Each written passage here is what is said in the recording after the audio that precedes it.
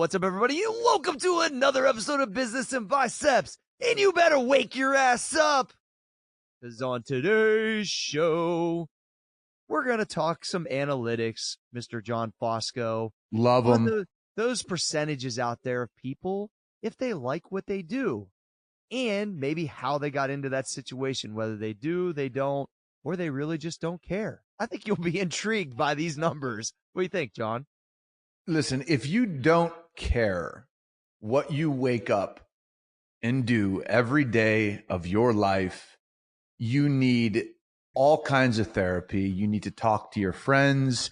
You need to talk to Professor G. You need to talk to anybody you can talk to about your fucking life. And I'm sure we'll be able to give them some pointers and direct them in the right place, Cory Gregory. Yeah. Yes, excellent. Thank you. Yeah. And I am Professor G. That is correct. Oh, that's my rap name. I invented it. You did. And Yes. you are RZA, basically. Yeah, So I am. John, I own half of it. Today's brought to you by FundRise, John. You know that FundRise enables you to instantly access high quality, high potential private market real estate projects, from high rises in DC to multifamily apartments in the LA area, John. Cory, each FundRise investment allows investors to diversify instantly across dozens of real estate projects, each one carefully vetted and actively managed by FundRise's team of real estate pros. So people say, why real estate? Okay. Because everyone historically who is wealthy goes that route, and FundRise allows you to get in the game with not tons and tons of capital. So it's the everyman's real estate tool.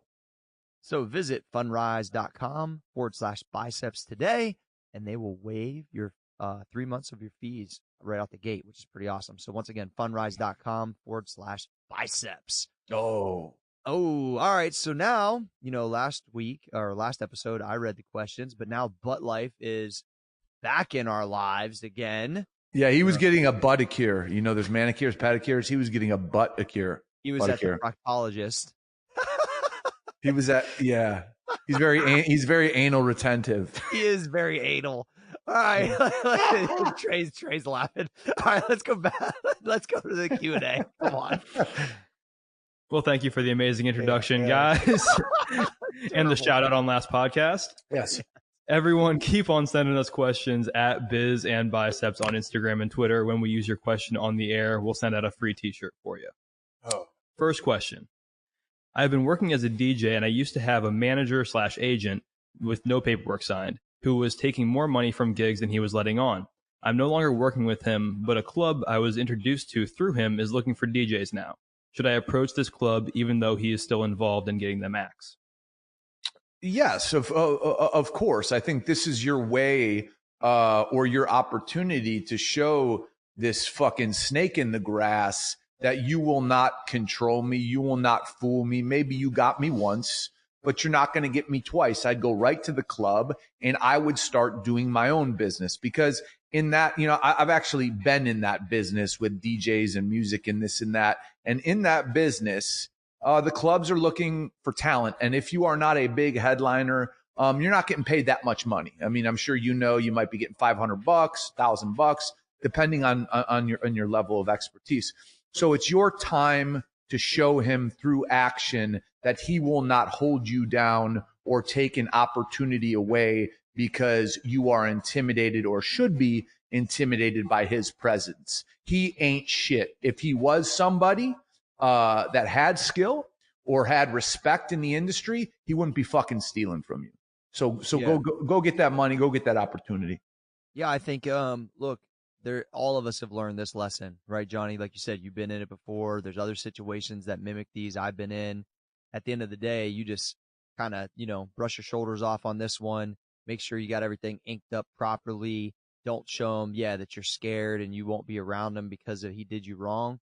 He's going to watch you make more money right up in his face. And he's got a fruit bat, dude. Yeah, I think you should take pride in that. And I think that don't cash out an opportunity, or don't not cash out an opportunity because of somebody else that did you wrong that's somewhat in the same space. Man, fuck them. Let them watch you just win, and just know, like, they're the one that has to lay their head down at night, not you. You can come and do this in the right manner, and I think you'll be more than fine. So, yeah, go get it, man. Go get the money.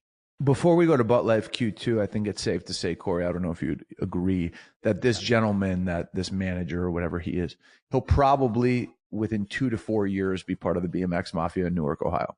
Yes, BMX Mafia might accept him. Yes. Okay. Butt Life Q2. How do you go about picking a location for a business, whether it is a retail store or something more like a gym? What factors do you consider?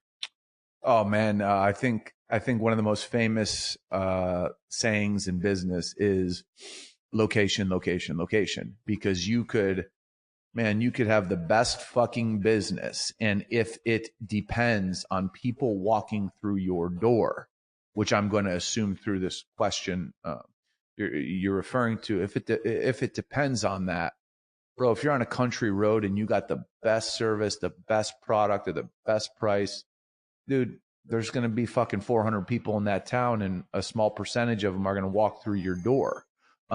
It's all about understanding how you make money, understanding the amount of money it's going to take to open said business, and then cross-referencing that with an area that has foot traffic that is high, because certain areas have foot traffic that are very high where you can get decent rent, right? It's all about balancing the number of people that walk by your store or see your store or drive by your store or business versus what your rent costs. And I don't want to make this sound too basic, but get the lowest rent in the highest traffic area. Yeah, I mean, that's I think about my gym old school in this kind of manner, because when I initially put it, Dustin and I initially put it in Pataskala, that was looked at really far away from the downtown area. Now, as the city has grown, people will drive. Shout out to P-Town. Yes, sir. As the city has grown, people will drive to it as a destination gym, especially in the early morning, from all over the place. But I knew, as I was getting a really good rent, that being as far away as I was taking a risk at that point, and it's been less of a risk most recently, but at that point was taking a risk because of the rent I was receiving at the time. Now, the key was I made sure that I was close to a major highway. If I was within a half mile of a major highway, I knew that that would increase my availability of getting people from other parts of the city there. But you got to understand and balance, like John said, that rent that's low compared to accessibility, and you got to factor all of those things in. Now, people say if you build it, they will come, and maybe that's from Field of Dreams. I believe Kevin Costner said that.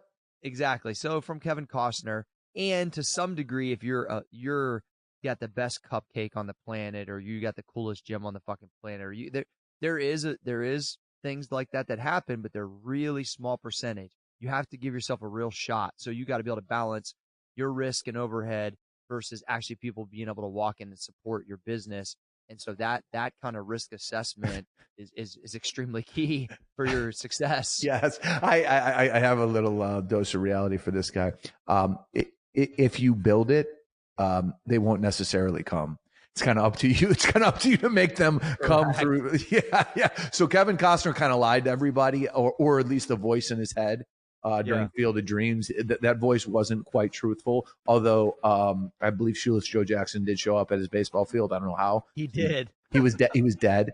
But I don't know if he builds it, if they will come. But Butt Life Q3. How can I get potential investors' attention when I'm just starting out? Best of luck to you in this life. I mean, dude, you're just starting out. Starting out what? Fucking combing hair? What are you doing? Like, okay, so if I'm a potential investor and I sit down with you and you look at me and you just say, I'm starting out, I'm going to say, okay, what the fuck are you going to do with my money? I don't know. I'm starting out. Oh, okay. So I should write you a check so you can figure out what the fuck you're doing. Well, like, what are you doing? And let's say this gentleman just asked a really a bad question with poor context. If he's doing something, what's his track record? Do you have sales? Do you have anything that would, you have to look at it like this. Okay. Put yourself in the other guy's shoes. So the other guy's going to write you a check for 25 grand, 50 grand, 100 grand, whatever it is. Would you be comfortable writing yourself that check if you were that guy saying, hey, I'm just starting out. How can I get your money? Bro, that's like the biggest losing proposition, or that's the worst way to pose a question to an investor. And I promise you one thing, you will not get money. So if I'm going to give you positive advice, here's the positive advice. Whatever you are doing, whatever you are starting out in, have some success. Document your success. Success is well documented in business. And then go to an investor and say, here's what I have. Here's what I've done. And try to connect what you've done to some sort of value. Yeah, I think that that's kind of what cart before the horse, right, John? So I think in today's age, people think like, yo, that would be 7 carts before the horse. Yes. With a one-legged horse. Well, yeah, this horse has got like a leg and a half. I think he was attacked by a wild boar in '88, something like that.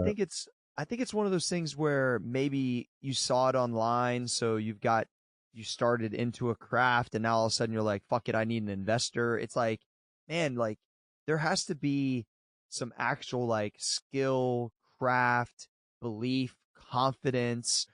I mean, like what that question said to me is, I'm brand new. I don't know shit. Can I have your money? Can I have your money? And my answer is no. And probably every answer of every investor you're going to talk to, unless it's your mommy, is going to say no. And so what the key is that get a fucking craft, get some confidence, have some value, then confidently say, I have this. I'm going to do this. This is what it's yielded. This is what I'm going to do. This is what I would like to do. And I need this person on my team that has this Rolodex, that has this money, that has whatever to help me. And this is who I'm looking for. Then you might find somebody, because like when I first got my first investor, I had already done business for like 7 or 8 years and proved that I could actually make money. Prove that you're Prof G. What the fuck are people thinking, John? Out in the streets. Seriously. Listen. I hope if this dude asked his mom for money, that she would slap his fucking head, because this guy just doesn't get it. And you know what bugs me is people who just don't respect money. Like they don't, like an investor is like this, like invisible, like entity, like a paranormal ghost, like you see on like the Sci-Fi Channel, that like just like drops money down. Like an investor is a human being who has earned money through hard work, that is not going to give it to you because you want it. The only reason they give you money is so they can make more money using you, and hopefully you can in that process. They're not entities from the Discovery Network. Well, think about this. The investor's money is not only their money, it's money that they've already paid like 40% tax on probably. So they had to make twice that amount of money basically to give you that 10, 20, 30 grand. People don't think about that. So it's like when you deploy your cash of X amount of dollars, dude, that's only a slice You of be paying taxes on that, boy. Come on, man. Come on, Cory. Come on, John. Cory, come was that on. 3 or 2? In the streets, that was 3. You know, in the streets, we would count that as 3, Cory. All right. Well, I can't wait, because I believe it's time for Fosco's. Cory, just be quiet. Let everyone keep clapping. No, you don't need to make that noise, because enough people Yes, are. I do. Okay, it's hard enough for me to fucking hear with these headphones on. But I thank you, everyone. Thank you. It's been a long week, but you guys make everything better. So Cory, before we enter my world, and John Q listener and Jane Q listener, before we enter my world, I'm going to tell you something that disturbed me real quick. This is going to be about a minute. Okay. I'm coming in. You know, I like to get caffeinated before I come on before I come on the podcast. And I went to a local establishment to get caffeinated. And when I went to get caffeinated, I was checking out. And the gentleman at the caffeination station basically told me, he said, "Hey, man, that's an awesome tattoo." And he's referring to the one on my hand. And I said, "Oh, thank you. Appreciate that." He's like, "What is it?" And I told him, "Oh, yes, it's like Rage Against the Machine. It means a lot to me." He's like, "Oh," he's like, "No, I thought that was awesome just because I thought it was I thought it was Michael Jackson, man. It looks like Michael Jackson. That's it. I looked at this guy and I realized really quickly he did not know what he said. And I'm like, motherfucker, you just told me that I got a tattoo on my hand of a man who fucked 10-year-old boys on repeat for years. Like, I am going to fucking get a fucking hacksaw like Jim Duggan and fucking cut this thing off. But yeah, that happened to me. Your tattoo doesn't look anything like it. Looks nothing like Michael Jackson. Battle of Los Angeles, Rage Against the Machine. Shout out, Zach. Where are you? We would love to have you on the show, but you don't even have a social media account. Sorry. Okay, let's get into my world. Okay, you ready, Cory? Prof G? Yeah. Yes. Sorry, I was still laughing. You got? All right. So, all right. I think I'm gonna take on the persona of the business whisperer, Cory. You know that little Hispanic man they call the dog whisperer? Dog whisperer. He's a very little, gentle Hispanic man. You know him? Yes. Okay, so I'm going to try to be him, but you're the business whisperer. I'm going to try to be the business whisperer. So I'm going to try to translate words. I'm sorry, try to translate behavior into words, yes. Cory. So this was actually Cory's suggestion because there was an incident. And these incidents happen fucking every fucking day, all the time. Yeah, and that's why I am going to be the business whisperer. So yesterday, I'm waiting for a stone counter top to be installed in a specific place, and this thing was supposed to be installed on Monday. And every day I'm calling about the stone countertop. Right? It's been paid for. It's past due. And it's holding things up. And I reach out to the owner of the company, can't get a hold of him. But what I can get is a text message back. And the text message back says, oh, yeah, I'll look into that stone. So number one, I can't get him on the phone, right, after he's been paid. I'll look into that stone that was supposed to be installed Monday. And this is on fucking Thursday. But, you know, man, my air conditioning's been out at my house, and that's been a real fucking problem for me. And I thought to myself, I'm like, this motherfucker, like this fucking guy really thinks that his fucking personal shit, which I can go down a motherfucking laundry list longer than fucking, you know, the fucking city of New York of my personal shit. But this guy thinks that because he's faced with some little adversity at home, like his air conditioning, that I and we as a business should wait. And I started thinking to myself, me and Cory talked, and it's like, wait a minute. This is not rare. This is normal. This is what people do. People think that their personal shit matters to people they do business with. And first, let me start off by saying, when somebody fucking pays you to do something, they don't care about your wife. They don't care about your life. They don't care about your kids. They don't care about your fucking mom. They care about one thing. And that's getting what they fucking paid for. Because the only reason you two have a relationship is because they paid you to do something. So save your fucking excuses, save your fucking bullshit, save your fucking sob stories that you would tell your friend, because I'm not your motherfucking friend. I'm the guy who fucking paid you, who wants something fucking in return. Save all that shit and give me my shit and do what you said you're going to do. Because that is the only, please get this, that's the only reason we're talking. We are not friends. So I'm going to be the business whisperer because I want, and I'll use that scenario, people to understand that you do not just communicate with words like people think, like, oh, my air conditioning's out. Okay, so let me translate that. My air conditioning's out. Translation. Oh, getting you your stone on time was not important enough to me, so I'm going to give you a bullshit excuse to buy time, and you cannot tell me that my air conditioning isn't out, so I'm going to use this as a stall tactic. Okay, that's the business whisper. If somebody says my grandma died and they call in work, that's someone who is, I'm a lazy fuck. I went out to the bar last night and I got so drunk that I fucking slept with someone. I thought it was a woman, but it was a fucking, it was a fucking Ecuadorian American named Louis, and I'm just waking up right now and I want breakfast. I don't want to go to work. So my grandma died.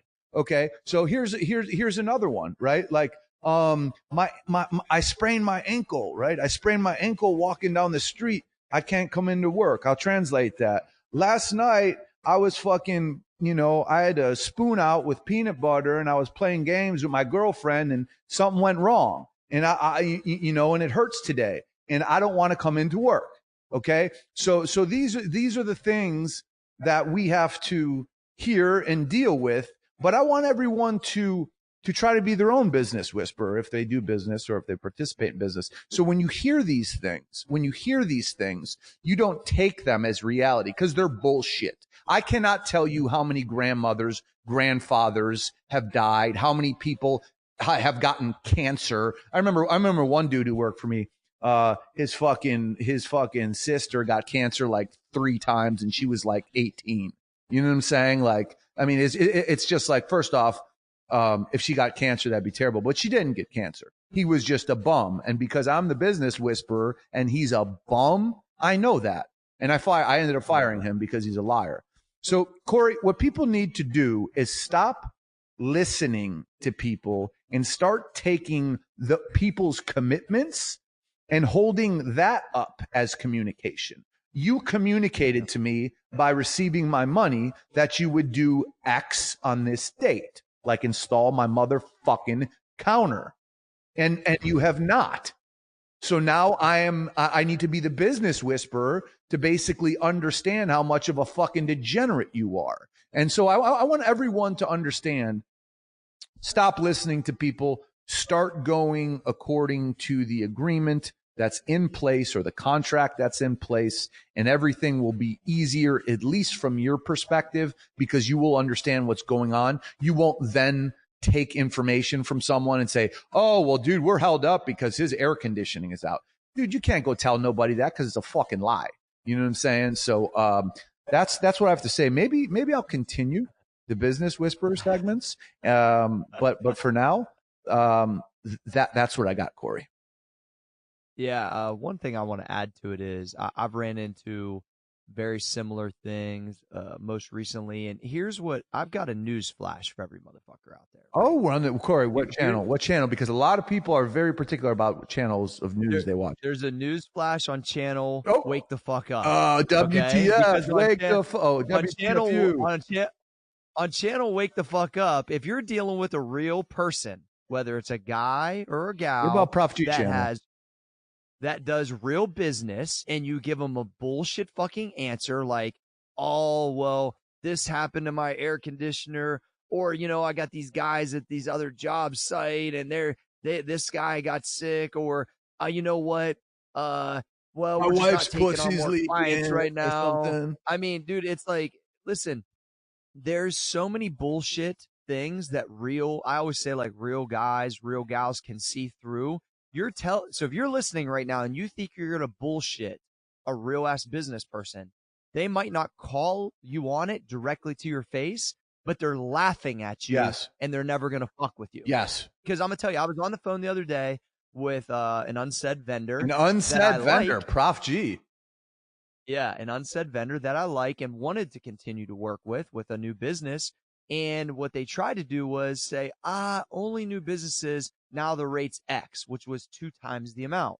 So, of course, being said business guy, I go, yo, that ain't going to fucking happen because I've already been giving you this much business and now I want to give you more. And now you think, and it's brand new, you can fucking punch me with a double fucking tax? Like, get the fuck out of here.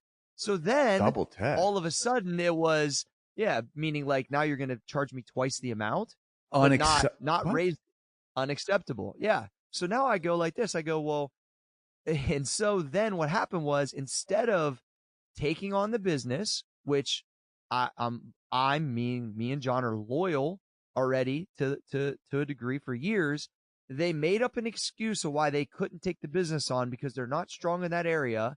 They basically now are going to put me out because now I got to figure out a different person that has the same level of skills, which, if they do better, I'll probably give them the other business too because of this bullshit. And it's like, yo, what you just told me was I called you on that you want to double your rate. You don't really want to fuck with me because I called you on that you can't double my rate. So you're going to make up an excuse so you don't have to fuck with me and you can just go get someone else to pay it. It's fucking bullshit. Can I guess his excuse?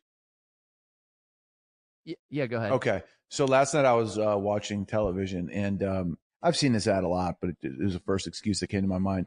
When they say like in like the bathtub commercial, if you have an erection for more than 4 to 6 hours, then go to the emergency room. Yeah. Yeah. Was that the excuse?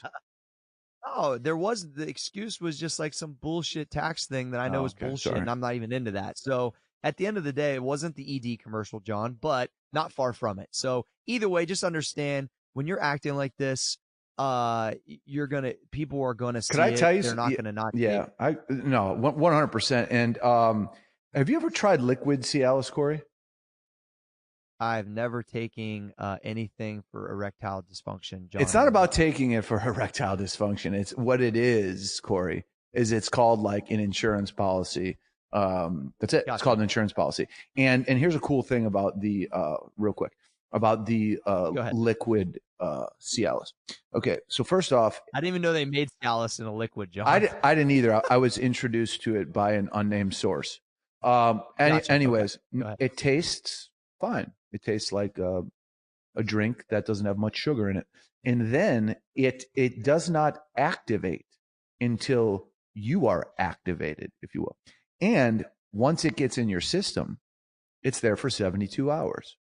So nice. If you want to walk your dog, if you want to go to the park, if you want to go swimming, if you want to go to the gym, if you want to make dinner, whenever it is that is game time, like you're operating at like an 11.0 just because you dropped this thing 72 hours ago. To me, that's brilliant. Whether you're fucking rolling like flaccid fucking, Freddy, or you're fucking just looking to win on a level that's like Tom Brady-esque, I think this is important information. That's just a shout out to the streets to end your segment right there. That's a shout out to everyone. That's a shout out to everyone. If I've ever heard one. Hey, listen, I woke up in the morning feeling good, dude. And yeah, that's the deal. I ain't mad at you. That's the deal there. So that's the deal on this. Let's make our way to Cory Gregory. I don't even know how I transition. Oh, come on, Cory. But I'm going to attempt. Dude, I'm going to slip some of that in your fucking protein shake and on your Get Stacked 57 and we'll see what happens, dude. Hey, now that Tri-Blend protein. All right. MaxNumberMuscle.com, shameless plug. All right. So I did teach my first class, John, as Professor G, as you've referenced multiple times. Prof G. And what I want to do is not really talk about the class per se, but just kind of the thought process of how this whole thing happened. And I think I can really parallel it to, really business or just seeing things kind of before they really come true and how they kind of just kind of happen. And this is a process that was really kind of true to that. And because a lot of people have, I think, trouble sometimes connecting the dots on how you bring a thought to reality, especially if there's some things in your way that are non-traditional. And so I just want to kind of show that process real quick. So this is literally how it happened. Columbus State had reached out to me to be on their board for their exercise college because I was one of the more successful people that came out of the program. They have a 1 and 2 year degree. I went there and I saw very fast that there needed to be some application-based type stuff that I think was relevant to today's exercise and just really career paths in general. And a lot of it has to do with social media and content creation. And that's something that you don't learn in a 4-year degree school, and you're self-taught or you just, have a knack for. And so I literally was, thought about this kind of being in that situation, being at that meeting and I was lunging around the track one morning and I just sent a text, and here's kind of like we talked a little bit about on the last episode, was just threw a line out, right? This is a great example of how that kind of came true. Threw a line out and said, hey, do you think without having a college degree, with my experience at the community college level, I mean, I'm not teaching at fucking Harvard, I get it, but You're not? I could get, I mean, I think I can, I'm not scared, but so I think they would hire you you. could too, I think Johnny. Harvard. I think Oxford. No, dude. I think Oxford would take you in. Actually, I'm holding out for Oxford. I think you are made for Oxford. Hey, all right. Anyway, so Yeah. threw out a line and said, you know, to Don Labenthal, is that a possibility? He said, I don't know. Shout out to D. But, yeah, Don's awesome. I don't know, but I'm going to ask, and I think we can make something happen. And so that process that I don't believe anyone's done this before that I'm aware of. That's what they said. I'd never been through. Wait, are we talking in Columbus State history, or when you say anyone's done this? I think at Columbus State. I would say okay. I just wanted to clarify. Like I said, not that I'm aware of. There we go. I don't know. They didn't. This is a Columbus State first. You fucking took their virginity like a boss. I hope so. But anyway, so Columbus State is not small either. Columbus State has about 20,000 students per quarter or semester. So it's a pretty big actual like footprint of college in the Columbus area. Obviously, Ohio State has like 100,000, but they have like 20,000, which is bigger than 20%. Yeah. Yeah. I mean, it's pretty big. So anyway, so it's like, so that process of like throwing the line out and then going through and navigating to do things that is very out of my comfort zone. I know this is going to sound funny, but I went on an actual job interview, which I've never done before. I had to go there 4 times to do stuff that, to be straight with you, I thought was a waste of my fucking time as an entrepreneur to do it, but I did it.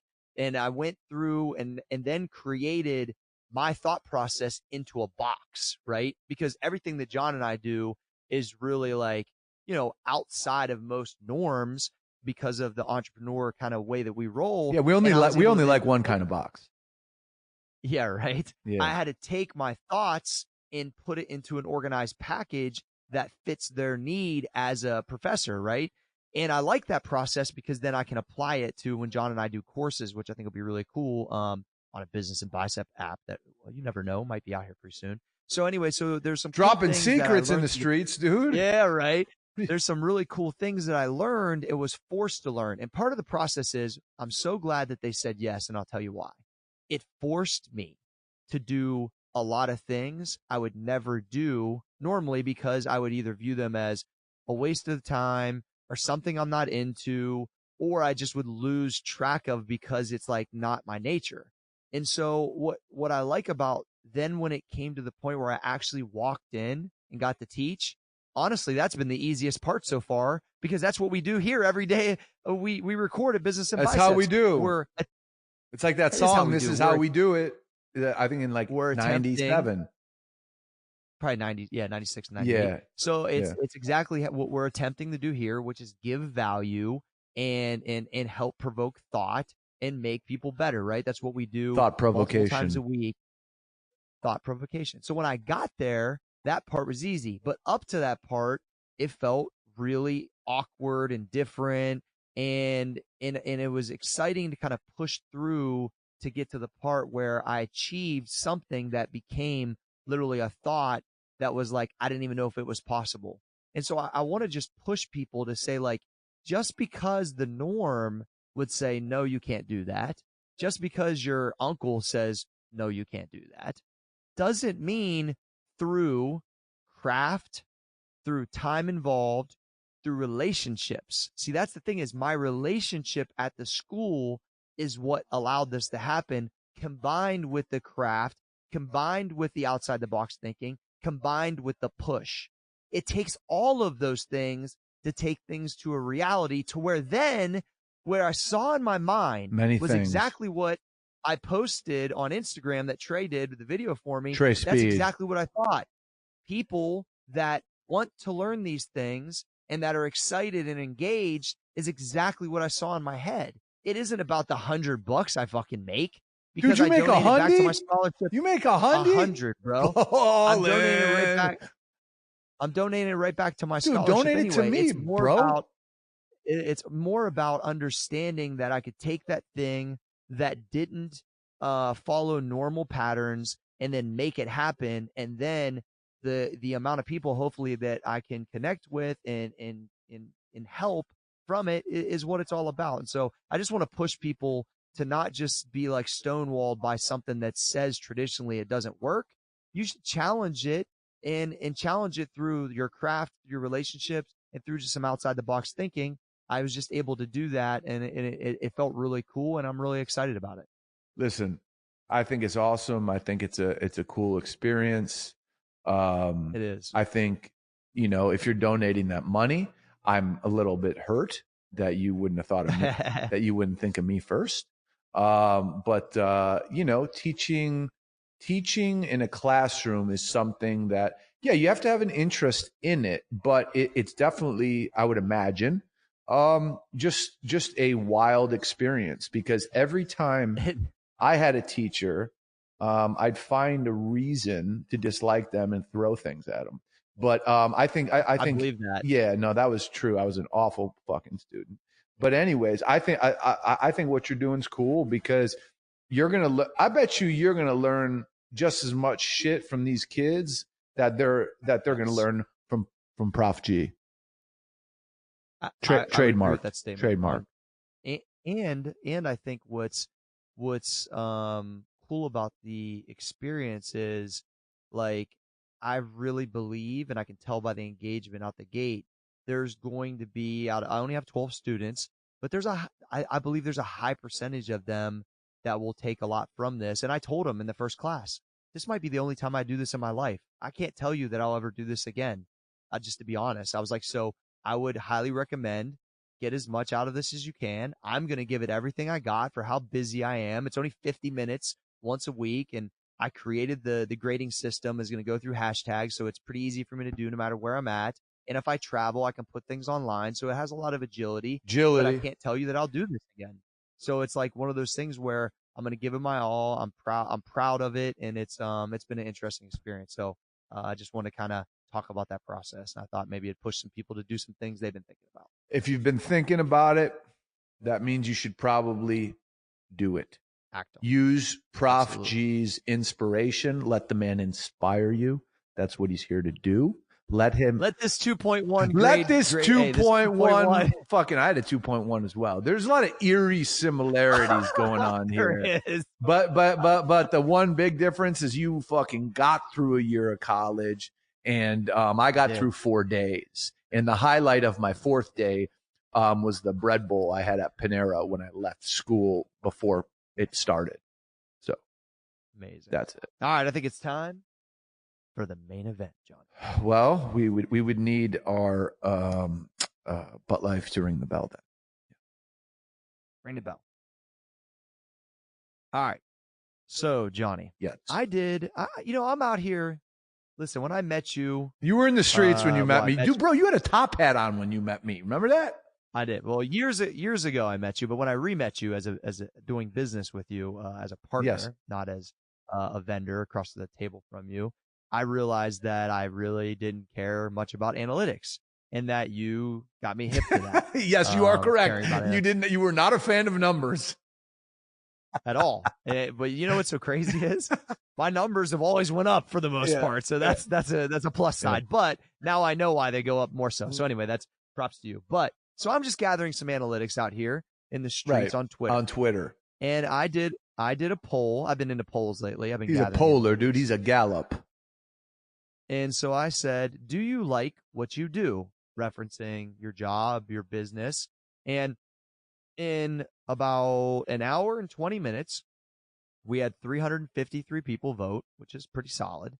And the answers were, I love my job or business, I hate it, or I don't really feel either way.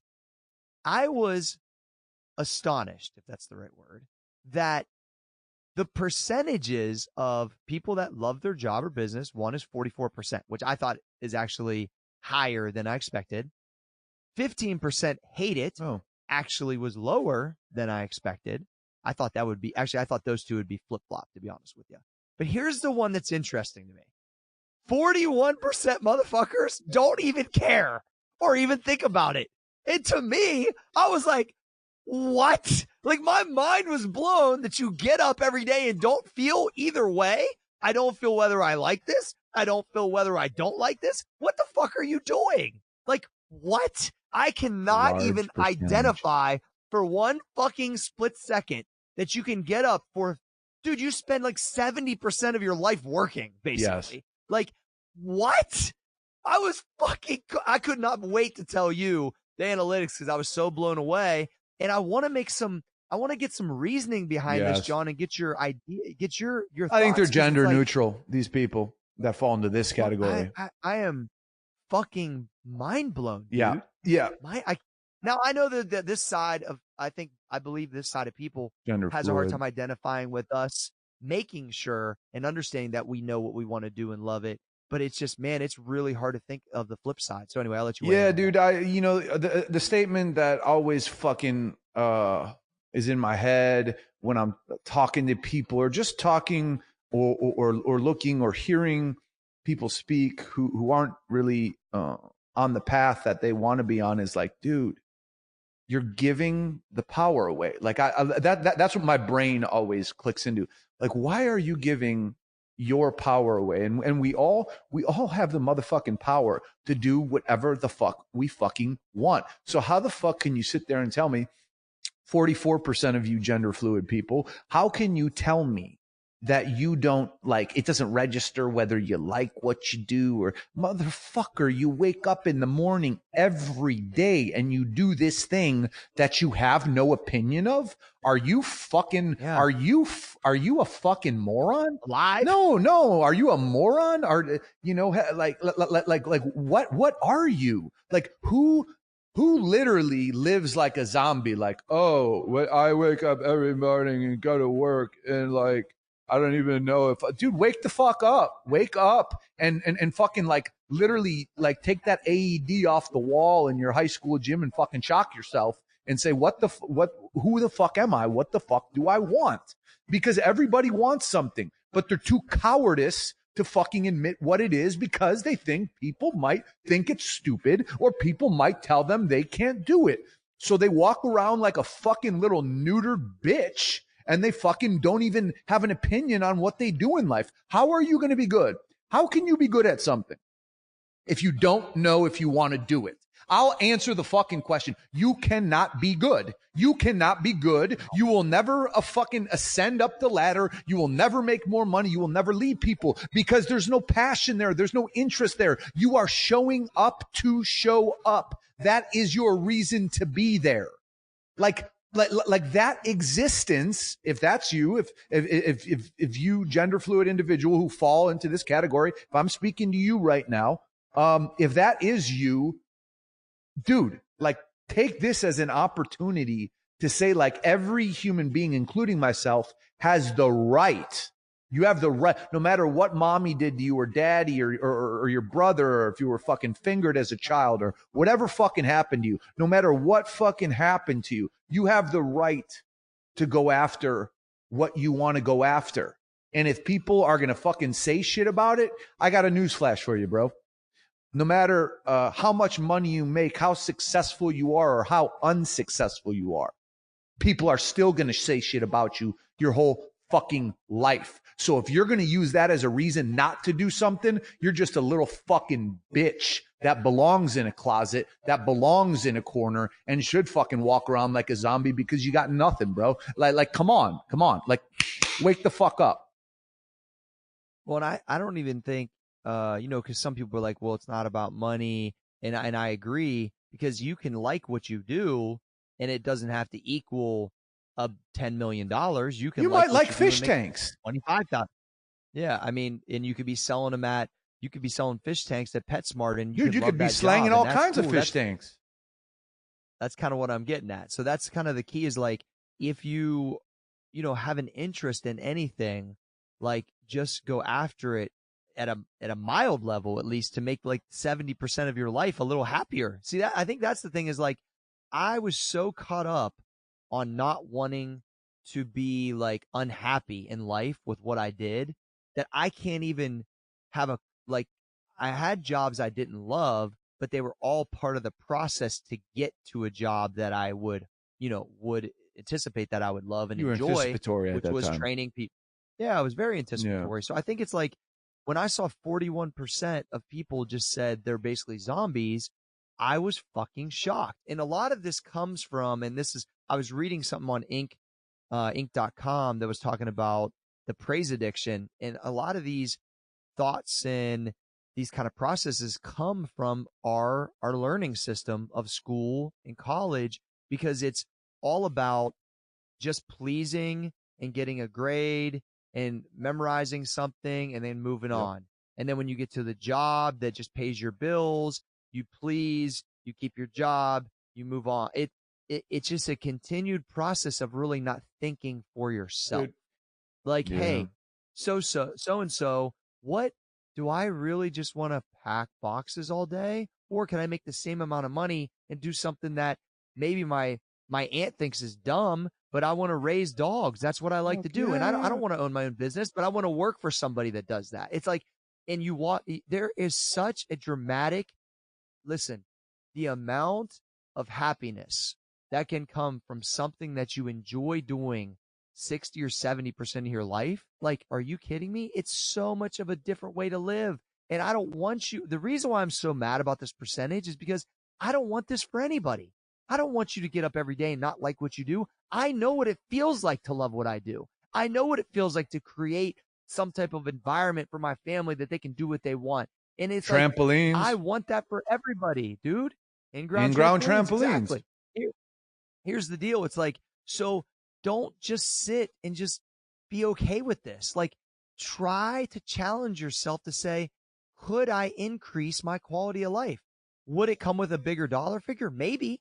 But I'm going to tell you what, if you're feeling better, you have a more positive mental attitude, your life is going to feel much better. I'm telling you. He's telling you. He's Prof G. I'm telling you. Fucking listen to me. I'm a professor, for God's sake. He's a fucking professor, dude. I am. Dude, he is. Dude, he has an in-ground trampoline. Listen to this fucking guy. What the fuck? You think you just get an in-ground trampoline? You think that just... God, have you ever seen an in-ground trampoline? You think that just happens? No, it doesn't happen. You got to dig a hole. There's all kinds of shit that go into that. You have to keep that thing up fucking seasonally, leaves, everything. Anyways, so yeah, dude, I think, you were touching on the appraise system, or what you referred to it as. And, school is, I don't want to dog it. I always try my best not to dog it, but okay, so let's break it down. You are in class and you are a submissive to your teacher, and you are not there to make a judgment call, which you are entitled to and have your own opinion on if this teacher is qualified to be teaching this specific subject, if they have up-to-date information, or if they're just reliving their fucking junior executive level experience from 1987 when they worked for IBM and made $62,000. You are not given that authority by the system to question. So you're submissive. So you're submissive. You take your quizzes, you take your tests, you try to get good grades. You don't really ask questions. You don't challenge the norm. You don't challenge the syllabus. You don't challenge. You do what they tell you to do. Well, what's fucking crazy is when you get out in the real world, no one tells you what to do. You have to be fucking, you have to have the Nina, the Pinta, and the Santa Maria. You need to go explore, just like Christopher Columbus and the rest of his murdering, raping friends who founded America. We have a holiday about them, so they did do some good things too. But you need to explore for yourself what you want. And I believe for most people coming out of, let's say, submissive systems where they're not taught to think for themselves, that whole dynamic literally shakes them to their core, because it's like, I need to be no, you're never going to be told. You need to make a decision. And what we're trying to say is whatever's inside of you, as futile as you may tell yourself it is, because you want to keep telling yourself it's futile, so you don't have to subject yourselves to the scrutiny of the potential scrutiny of others if and when you go and do it. Like, man, that's where it's at. So you're not going to walk out and there's not going to be a teacher that says, oh, here are your 4 jobs. Go take a test at each job, and then the job where you score highest, that will give it to you. No, man. Before the show, fucking Jeremy was saying he talked to some fucking PhDs. They're sitting in a room, and the fucking common theme is, hey, what kind of job are you looking for? And fucking PhDs are saying, one that pays me money. Dude, listen, if you're not aggressive out here in the streets, Cory, if you're not aggressive and you don't know what you want, if you ain't riding that BMX and part of that whole deal, you got to find something that feeds yourself, and you have to follow it relentlessly, and you cannot take no for an answer. You're going to get knocked down. It's not going to work at the beginning. You might have to do some shit that you don't want to do. Here's another thing that fucking lights me up. Is people that come out of school or do not have a resume or have not achieved things.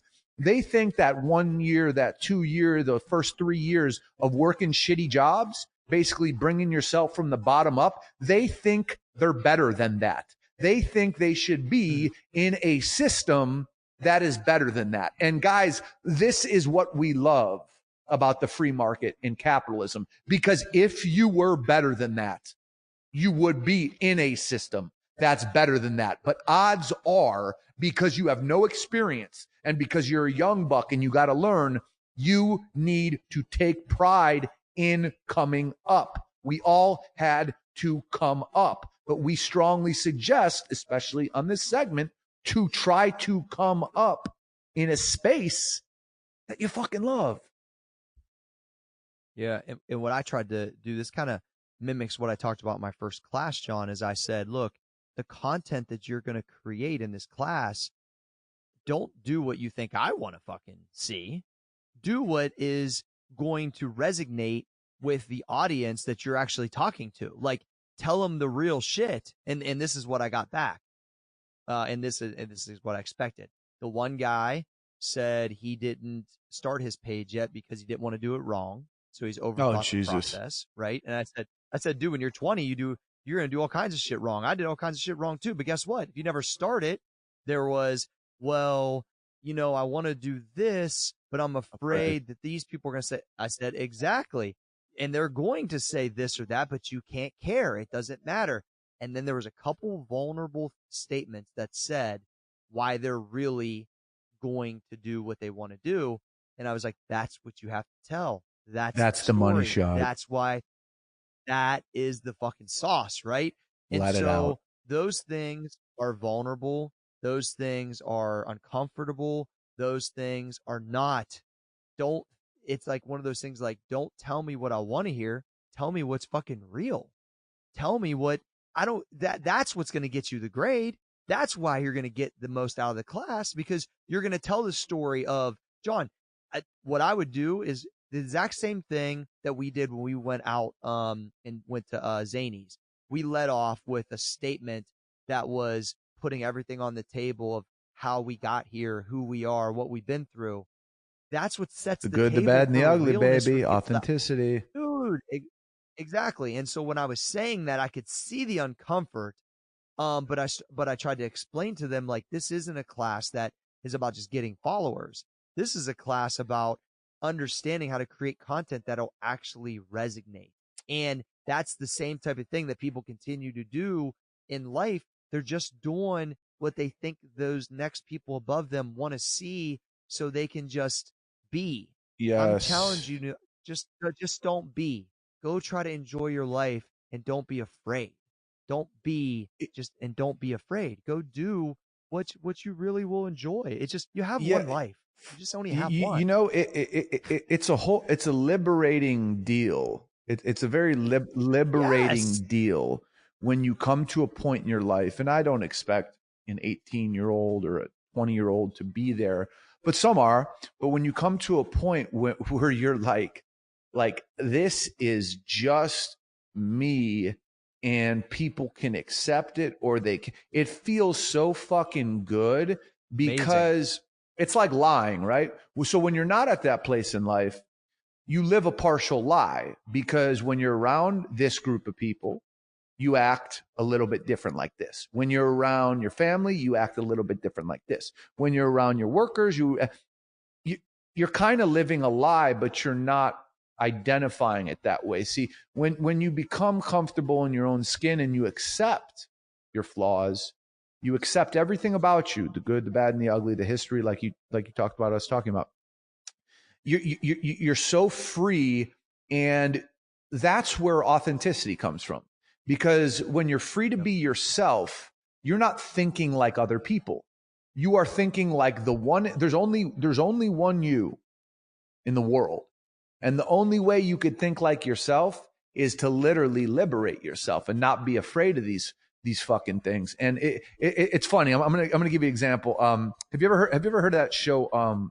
This is just in my mind, it popped in my head. The show Billions, Cory. It's on Showtime. Okay, it's about a huge hedge fund, Wall Street, New York. Anyways, so I saw an episode recently, and this dude's running for New York Attorney General, and basically some political power broker comes to him, and he's like, "Motherfucker, resign." And the dude's like, "Why? I'm about to win it." He's like, "Because I got you on film going into like some like S&M, like, you know, you get beaten and like all this weird sexual stuff." And the potential attorney general did. And so this dude was trying to strong arm him, saying, "I got video of you, so you better fucking drop out or I'm gonna make it public." And the dude was like, "Okay, fuck, I got to drop out." And then he went up to the podium to go drop out. And then he made just an interesting speech. I thought it was interesting. He looked at everybody. He said, "Listen, man, I'm gonna ask you to trust yourself and not trust me." He's like, "Because I'm a flawed motherfucker." He's like, he said it. "I'm into some weird sexual stuff that you may see, you may not see, but ask yourself, like, are you flawed? Do you have things about you that if people knew, they would look at in a very weird way?" Like, ask yourself that question. And if the answer is you're not, then motherfucker, don't fucking vote for me. But I'm flawed just like everyone else. I'm aware of it. I'm working. And the moral of the story is this dude did the most unconventional thing, although this is fiction, but it worked out for him, and he bucked the power system, and he ended up getting it because basically for the first time in his life, and he even said it in the show, like, he's like, "Dude, I literally feel like I can move my shoulders now, and the weight of the fucking world is off my fucking back." And all he did was claim his independence. Good, bad, indifferent. And I think when people do that, I'm not saying, "Oh, announce your fucking, you know, how you have sex with people." What I'm saying is just like, when you do that, you are the most effective version of you. Oh, yeah. So really, you can look at it like you're just holding yourself back by not allowing yourself to go do what you like to do. You're not seeing the fruits of what you're really capable of, or how happy you could really be, or how impactful in that area you could be to a person, or an animal, or whatever you're into. An like, animal? you could be one to. Well, yeah, because think it. There could be people out there that love dogs and cats and want to work at a vet's office, but they're working in somewhere else because they're just, well, I don't Gotcha. know any, Gotcha. you know, they make up a million excuses, and I've seen it. People make up a million excuses why they're scared to just go one step further to go do something they want to do. Look, I didn't think I knew I could teach like the actual teaching, but I didn't know if I could put it into an area, in a box, and a syllabus, and all these things, or even if they'd even let me fucking do it, to be straight with you. And so it's like one of those things where you got to give yourself a shot. Give yourself a shot to live and be happier. Give yourself a shot. And to all you ladies out there, I know you guys like ice cream, petting dogs, and brunch. Dude, go work at a brunch parlor. You know, go work at Baskin Robbins and work with dogs. Work with fucking dogs, and that can be your career. Don't cut yourself short. We'll wrap this up with, don't cut yourself short, Johnny Fosco. Don't cut yourself short. John, are you cutting yourself short by not partaking in FundRise? I don't think you are, John. Dude, I would this never. Episode is brought to you by exactly, because FundRise enables you to instantly access high quality, high potential private market real estate projects from high rises in DC to multifamily apartments in the LA area. Fosco. That's fucking awesome. And what I love about it, like I said, is everybody looks at real estate as, oh my God, I got to have all this money to get involved. And FundRise, it's literally the new way to do real estate investing. You know what I'm saying? Typically, if you're going to get involved, you have to have a lot of capital. You have to have either the ability with your own liquid to go out and, buy a property, or the ability and the credit to go out and borrow a fairly large amount of money to invest in real estate. And FundRise allows you to combine your funds with other people to invest in statistically one of the greatest markets the world's ever seen, which is the American real estate market. And it's just a new, different way to do things. And I think our listeners need to get hip to FundRise. Prof G. Yes, fundrise.com/biceps today. You can have your first 3 months of fees waived. Do not miss that at fundrise.com/biceps. All right, Johnny Fosco. Cory fucking Prof G. Cory Gregory, Prof G. Whatever. All of them. At John Fosco on Instagram. Can the podcast be stopped? The podcast can podcast be stopped, bitch.